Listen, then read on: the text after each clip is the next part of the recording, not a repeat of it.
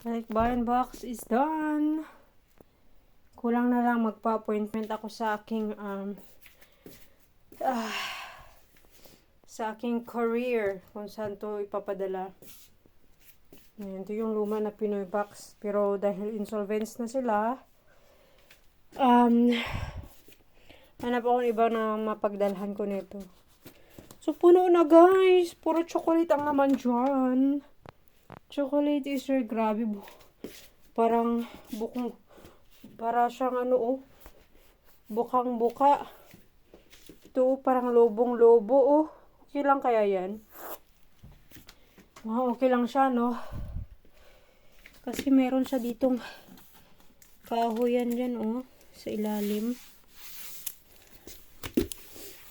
Yan. Bukang-buka.